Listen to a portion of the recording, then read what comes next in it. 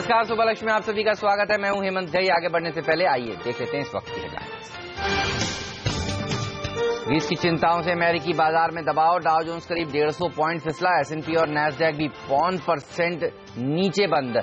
एशियाई बाजारों की कमजोर शुरुआत। जापान के बाजार में 1% की गिरावट। SGX निफ्टी भी 10 अंक नीचे। कच्चे तेल में भारी गिरावट। लाइमेक्स क्रूड $60 के नीचे लुढ़का। ब्रेंट भी $64 के नीचे। प्रोडक्शन बढ़ने के अनुमान से कीमतों पर दबाव। This merger today mark a significant milestone towards achieving our long-term vision of a simplified group structure. GAIL India और वेदांता के मर्जर को मिली बोर्ड की हरी झंडी। दोनों कंपनियों के बोर्ड ने दी विलय को मंजूरी। 1 पर 1 शेयर का स्वैप रेशियो मंजूर। चैन का कैश भी वेदांता के लिए एक रिसोर्स हो जाएगा। वेदांत का डेब्ट इक्विटी अच्छा हो जाएगा, डेट कम हो जाएगा। और गेल वेदांता मर्जर को जानकारों ने दिया थम्स अप। कहा मर्जर से दोनों कंपनियों के शेयर होल्डर्स को होगा फायदा।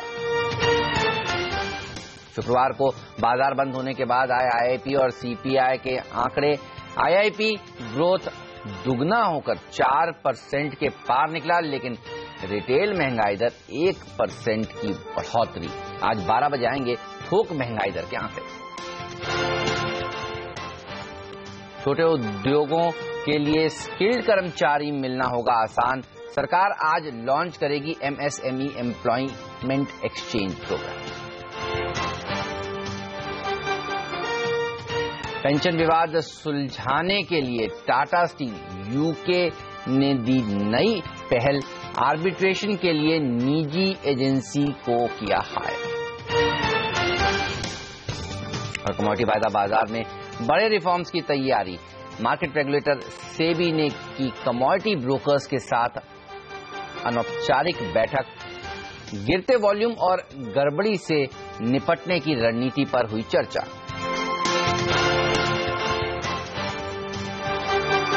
और SGX निफ्टी पर नजर डालिए। लाल निशान के साथ शुरुआत होने के संकेत यहां पर मिल रहे हैं। और पिछला हफ्ता भी हमने देखा था भारतीय बाजारों के लिए कमजोरी भरा रहा था। सेंसेक्स निफ्टी ने करीब 1.5% की गिरावट दिखाई थी, बल्कि दुनिया भर के बाजारों के लिए बीता हफ्ता अच्छा नहीं था। US में देखिए पिछले हफ्ते हमने देखा दबाव के साथ कारोबार होता हुआ नजर आया। दरअसल ग्रीक को लेकर अब भी अनिश्चितताएं बनी हुई हैं। चलिए इस पर और बात करते हैं। हमारे साथ CNBC आवाज के रिसर्चर आशीष वर्मा जुड़ चुके हैं। आशीष, ग्रीक की दिक्कतें अभी भी सॉल्व होती नहीं दिख रही। हमने देखा 6% तक एथेक्स गिरता हुआ दिखा। बिल्कुल कमजोर क्यूज हैं हफ्ते की शुरुआत करने के लिए। ध्यान रखें अमेरिकन मार्केट्स हमने फ्राइडे को देखा था कमजोरी के साथ ऑलमोस्ट 3/4% के आसपास के दबाव के साथ बंद होते हुए नजर आए। 2 रीजन से इनफैक्ट। एक तो आपने हाईलाइट करा ग्रीस का रीजन। थर्सडे को आपको याद होगा हमने रिपोर्ट करा था कि ग्रीस और जो तमाम लेंडर्स हैं उनके बीच में बातचीत खत्म हो गई थी। IMF की टीम एथेंस से चली गई थी। अब फ्राइडे को खबरें आई कि शायद ग्रीस काउंटर प्रपोजल्स देने को तैयार है। इनफैक्ट ग्रीक के ऑफिशियल्स काफी ज्यादा कॉन्फिडेंट हैं कि जून 18 यानी कि इस हफ्ते गुरुवार तक शायद एक सहमति बन जाए इनके क्रेडिटर्स के साथ, क्योंकि जून 18 को ध्यान रखें यूरो ग्रुप के जो तमाम वित्तीय मंत्री हैं, जो फाइनेंस मिनिस्टर्स हैं, उनकी बैठक होने वाली है और ग्रीस कॉन्फिडेंट है उस डेट तक शायद एक सहमति बन सकती है। लेकिन वो अनसर्टनिटी लिंगर करती हुई कंसर्न्स माउंट हो रहे हैं, उससे बाजार में दबाव है। दूसरी दिक्कत की बात बीते हफ्ते थी कि इस हफ्ते ध्यान रखें कल और परसों FOMC की बैठक होने वाली है और इस बार तो एक कंसेंसस मोटा मोटी बन रहा है कि सितंबर रेट हाइक की तरफ शायद फेड मूव कर रहा है। और उससे पहले नर्वसनेस थी इक्विटी मार्केट्स में, उसका भी आपने दबाव झेला। यूरोपियन मार्केट्स में तो अच्छा खासा प्रेशर था। वहां पे हमने देखा 1 से 1.5% के आसपास ही कमजोरी थी। ध्यान रखें जो हम बात कर रहे हैं कि ग्रीस का संकट, ग्रीस की जो क्रेडिटर्स के साथ बातचीत खत्म हो गई थी, वो जिस दिन हुई थी उस दिन थर्सडे को, उस दिन लेट हुई थी। तब एथेंस का इंडेक्स इनफैक्ट 8% मजबूती के साथ कामकाज कर रहा था, इस उम्मीद में कि शायद डील जल्दी होगी। लेकिन जब ग्रीस के मार्केट्स बंद हुए उसके बाद खबरें आई कि IMF की टीम एक्चुअली छोड़ के जा रही है एथेंस को क्योंकि वो सहमति नहीं बन पाई। तो वो 8% जो स्ट्रॉन्ग मूव आया था, उम्मीद में वो वही आप देख रहे हैं, इसलिए प्रेशर आया। 6% के आसपास का दबाव या मुनाफा वसूली आई उन लेवल से। इसलिए यूरोप में अक्रॉस द बोर्ड प्रेशर ही था। वो ग्रीस ही सही कर रहे हैं आप, पूरी तरह से कंसर्न बनाया हुआ है। और इसलिए एशियन इक्विटीज, क्योंकि हमने over the weekend cues pick up करें, तमाम Asian markets flat mildly negative ही कहना चाहिए कामकाज करते हुए। और SGX निफ्टी दर्शा रहा है कि फ्राइडे की क्लोजिंग लेवल से शायद एक छोटा टिक नीचे या फिर उन्हीं लेवल्स के आसपास हम शुरुआत करते हुए नजर आए। बिल्कुल, शुक्रिया आशीष आपका इस जानकारी के लिए। और आज अगर आप देखें तो हफ्ते के शुरुआती पहले दिन कुछ खास अच्छे संकेत मिल नहीं रहे हैं, जैसा कि आशीष भी हाईलाइट कर रहे थे। एफआईआई की तरफ से भी देखिए शुक्रवार को जो आंकड़ा आया 671 करोड़ रुपीस का सेल साइड का आया है। चलिए बाजार को आपको किस तरह से ट्रेड करना चाहिए इस पर बात करते हैं। सीएनबीसी आवाज के मार्केट साइट अनिल सिंह भी हमारे साथ जुड़ चुके हैं। अनिल, हफ्ते का पहला कारोबारी दिन कैसा रह सकता है? पिछला हफ्ता कमजोरी भरा रहा था। बिल्कुल, और 8,000 के नीचे की वीकली क्लोजिंग तो डेफिनेटली संकेत थोड़े नेगेटिव साइड पर ही रहे, कोई डाउट नहीं, और सेंटीमेंट अभी भी सुधरने में शायद वक्त लगेगा। तो लगता है कि उतार चढ़ाव के बीच में कारोबार होना चाहिए। कमजोर शुरुआत होने के बाद शायद लोअर लेवल से थोड़ी बहुत रिकवरी भी आ सकती है। फर्क सिर्फ इतना है कि थोड़ा सा सेलिंग का जो प्रेशर है वो धीरे धीरे थोड़ा सा कम होता हुआ दिख रहा है, खासतौर से वायदा कारोबार को उतनी सेलिंग नहीं दिख रही है। तो ऐसे में गिरावट तो रहेगी, कमजोरी तो रहेगी, लेकिन उतनी ज्यादा नहीं है जितनी हमने पिछले हफ्ते में देखी है। लोअर साइड पर 7,875 7,900 ये सपोर्ट के तौर पर लेवल सामने आता हुआ दिख रहा है, और ऊपर की तरफ 8,000 के पार निकलने के बाद ही आपको लगेगा कि थोड़ी बहुत शॉर्ट कवरिंग आती दिखे या फिर फ्रेश खरीदारी आती दिखे। तो ब्रॉडली मैं उम्मीद करता हूँ इस रेंज में बाजार ट्रेड करता हुआ नजर आएगा, और अगर 7900 के आसपास पहले आता हुआ नजर आए तो वहां पर एक कॉन्ट्रा कॉल लेकर शायद दिन के दौरान थोड़ा खरीदारी का मौका बन सकता है, लेकिन स्ट्रिक्ट स्टॉप लॉस के साथ, क्योंकि संकेत ग्लोबल मार्केट से भी कोई बहुत अच्छे नहीं दिख रहे जैसा आप बता रहे थे। और दूसरी बात है कि लोकल ट्रिगर्स भी थोड़े नेगेटिव साइड पर, ये फर्क सिर्फ एक ही है पॉजिटिव साइड पर कि मानसून थोड़ा सा प्रोग्रेस करता हुआ दिखा रहा है, आईआईपी के डेटा थोड़े अच्छे आए हैं। तो ये दो चीजें ऐसी है जो बाजार को थोड़ा सा मूड लिफ्ट कर सकती है, और उस लिहाज से बहुत ज्यादा कमजोरी की उम्मीद नहीं करनी चाहिए, लेकिन हाँ बाजार रेंज बाउंड रह सकते हैं, और कमजोर शुरुआत के बाद लोअर लेवल से सेकंड हाफ में या दिन के दौरान रिकवरी आ सकती है। शुक्रिया आपका। जहाँ आईआईपी का आंकड़ा 4% का आया है, सीपीआई का जो नंबर आया बाजार बंद होने के बाद शुक्रवार को 5% के करीब आया, तो ग्रोथ बढ़ रही है, इन्फ्लेशन स्टेडी है, ये एक अच्छी खबर जरूर आप देख सकते हैं। लेकिन अब आपको निफ्टी को किस तरह से ट्रेड करना चाहिए, आज के लिए कौन से इंपॉर्टेंट लेवल्स हैं, चलिए इस पर बात करते हैं। प्रिसीजन इन्वेस्टमेंट सर्विसेज के किरण यादव हमारे साथ जुड़ चुके हैं। हाय किरण, गुड मॉर्निंग। बताइए कैसे ट्रेड करेंगे बाजार को आज आप? मॉर्निंग। मार्केट थोड़ा सा वीक खुलने की चांसेस है, और वीक अगर खुलता है और 7950 जो कि बहुत अच्छा सपोर्ट है उसके नजदीक अगर आप बाय करते हो तो बाय करने की सलाह होगी। स्टॉप लॉस 7930 का होगा, और मैं एक्सपेक्ट करता हूँ सेकंड हाफ में एक पुल बैक देखने के लिए, और वो पुल बैक 7990 तक ले जा सकता है। डेरिवेटिव डेटा देखते हैं तो बहुत ही ओवरसोल्ड नजर आ रहा है मार्केट, और एक पुल बैक लाजमी है। और कौन से वो स्टॉक्स हैं जहां पर आप ज्यादा बुलिश हैं, उस पुल बैक में आप लॉन्ग करना चाहेंगे? पुलबैक में एक टीआईएल एक कंपनी है जहां पे आपको एक पॉजिटिव डाइवर्जेंस दिखाई दे रहा है। कल के यानी लास्ट फ्राइडे का जो डेटा है उसमें बहुत अच्छी पॉजिटिव डाइवर्जेंस इसमें स्टॉक में दिखी गई है, तो इस स्टॉक को बाय करने की सलाह होगी। स्टॉप लॉस 535 होगा और टारगेट 610 के रहेंगे। दूसरा स्टॉक है एमआरपीएल, जहां पे वापस एक अच्छा पॉजिटिव डाइवर्जेंस देखा गया है। तो इस स्टॉक में स्टॉप लॉस 67 का रखना चाहिए, और टारगेट 78 के एक्सपेक्ट कर सकते हैं। चलिए, शुक्रिया किरण आपका इस जानकारी के लिए। और अब बात करते हैं वेदांता और केन इंडिया के महाविलय की।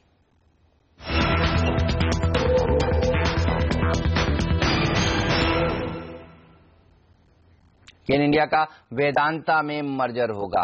दोनों कंपनियों के बोर्ड बैठक में मर्जर को मंजूरी दे दी है। ये मर्जर 1 पर 1 शेयर के रेशियो में होगा। इसका मतलब है कि केन इंडिया के निवेशकों को मौजूदा 1 शेयर के बदले वेदांता का 1 शेयर मिलेगा। साथ ही केन के निवेशकों को 10 रुपए के फेस वैल्यू का एक प्रेफरेंशियल शेयर भी दिया जाएगा। कंपनी ने साफ किया है कि मर्जर के बाद भी केन का ब्रांड बना रहेगा। वेदांता ग्रुप के चेयरमैन अनिल अग्रवाल के मुताबिक इस मर्जर से एक विश्व स्तरीय नेचुरल रिसोर्स कंपनी बनने का सपना पूरा हुआ है।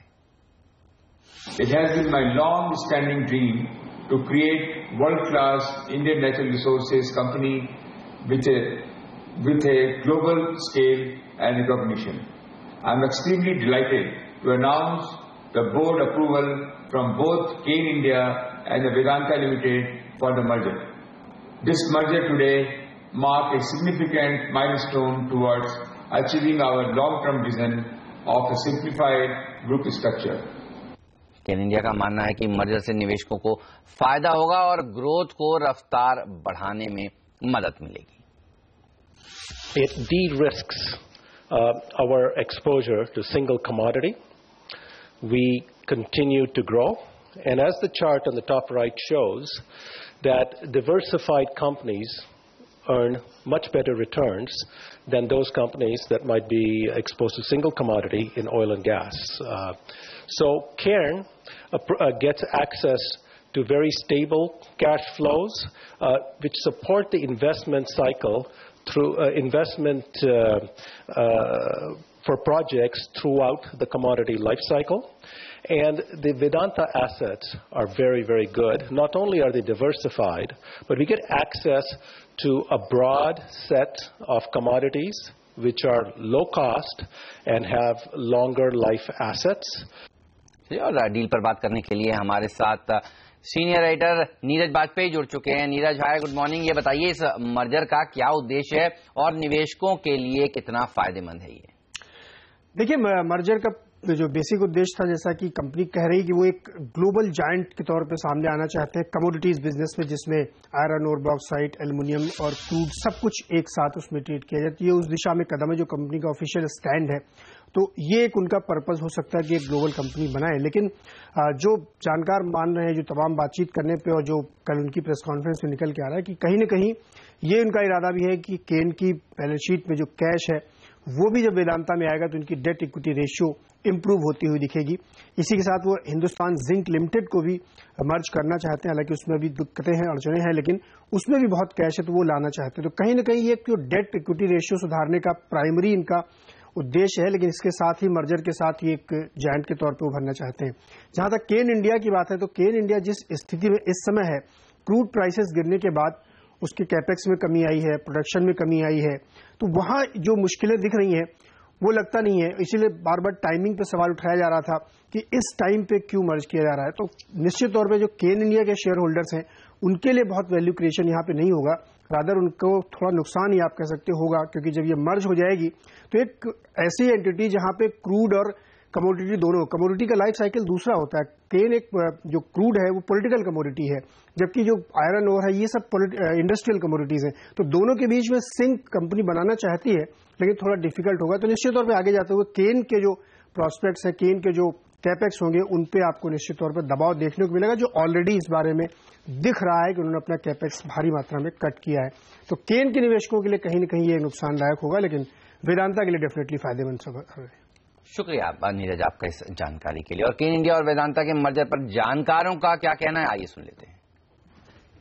ओवरऑल कंसोलिडेशन हो रहा है इसके बिजनेस के अंदर, और कंसोलिडेशन से फायदा ये हो रहा है कि जो लीवरेज्ड कंपनी है वेदांता, उसको एक्सेस मिल जाएगा केन इंडिया के कैश का और उसकी हाई नेटवर्थ का। तो उसके कारण ओवरऑल जो बिजनेस की नेटवर्थ है वेदांता की, वो बढ़ के 38,000 करोड़ के आसपास हो जाएगी, और लीवरेज जो है वो कम हो जाएगी। उसके कारण डेट इक्विटी जो है 1.7 से घट के और 0.8 के आसपास हो जाएगा। तो इसके चलते एक स्ट्रेंथ की पोजीशन में बैलेंस शीट आ जाएगी, और जब बैलेंस शीट स्ट्रेंथ की पोजीशन में होती है तो उसके बहुत सारे एडवांटेजेस जो है वो कंपनी को मिलते हैं, और साथ ही साथ वैल्यूएशन भी जो है बेटर होता है। For investors of Cain as well as for Vedanta, this is going to be a win-win deal, according to me. Overall, जो growth है, वो growth of crude oil का जो है, is largely coming up from the Cain, and that will continue to remain so. Maybe I think global assets acquisition would be probably the next thing that one could probably look at from Cain India point of view. And at the same time, from the Vedanta point of view, one wants to look at it. I think except the aluminum project in Orissa, everything else seems to be, I think, giving a good amount of opportunity for the investors. चलिए, तो आज नजर रहेगी कि वेदांता का share और केन का share किस तरह से खुलता है और उसके बाद किस तरह से ट्रेड भी होता है। लेकिन वक्त है एक छोटे से ब्रेक का। ब्रेक के बाद आपको और कुछ खबरें बताएंगे और बताएंगे कौन से शेयरों पर आज आपकी नजर से।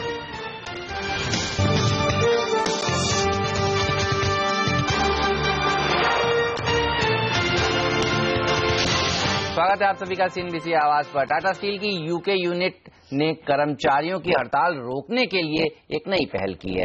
कंपनी ने ट्रेड यूनियंस के साथ बातचीत के लिए स्वतंत्र एजेंसी ACAS को मध्यस्थ करने के लिए एक अप्रोच किया है, और इस मुद्दे को सुलझाने के लिए कंपनी ने उनकी मदद मांगी है। कंपनी ने ACAS से जल्द national trade union steel coordination committee से बातचीत शुरू करने को कहा है।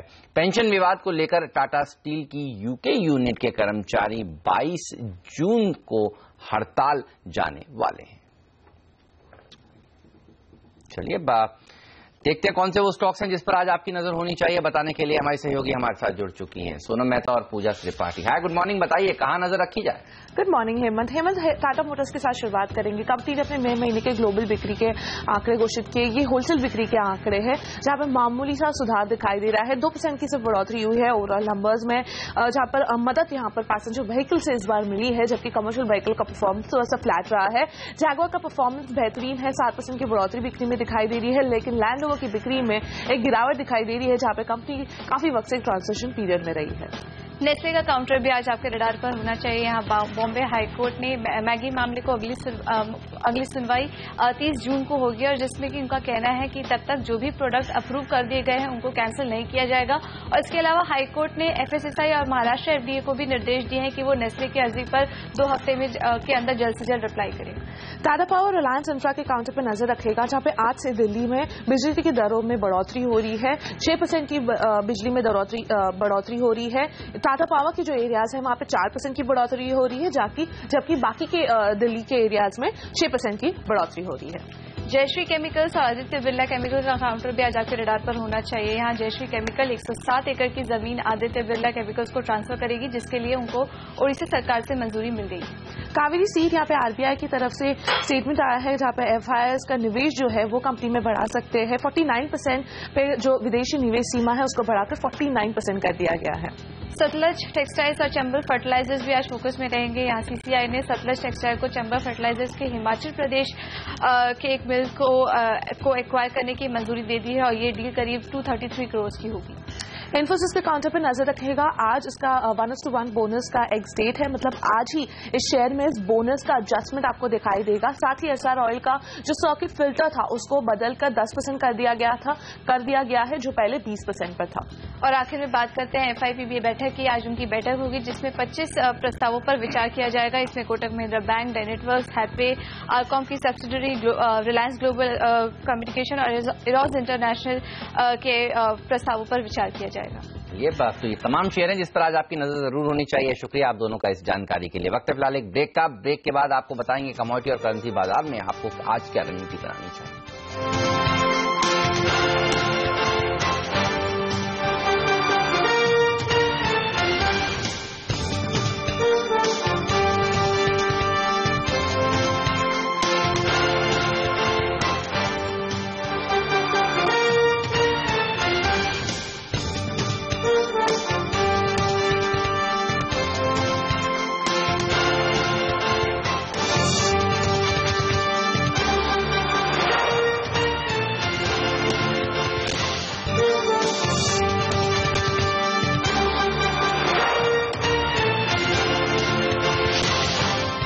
स्वागत है आप सभी का CNBC आवाज पर। और अब नजर करेंसी और कमोडिटी बाजार पर। प्रोडक्शन बढ़ने की आशंका में कच्चे तेल में गिरावट आई है। वहीं फेड बैठक से पहले सोने में भी गिरावट दर्ज की जा रही है। कॉमेक्स पर सोने का भाव देखिए $1180 के आसपास इस समय ट्रेड कर रहा है। उधर शुक्रवार को डॉलर के मुकाबले रुपया 9 पैसे कमजोर होकर 64.06 पर जाकर बंद हुआ। लेकिन आज आपको बाजार किस तरह से ट्रेड करना चाहिए, SMC ग्रुप ऑफ कंपनीज के रवि सिंह की स्ट्रैटेजी जान लेते हैं। ये देखते हैं उनको लगता है कि यहाँ पर तेजी करके आपको चलना चाहिए। रुपए में 64.25 तक के लेवल्स देखने को मिल सकते हैं। 63.85 का एक स्टॉप लॉस भी जरूर रखना चाहिए।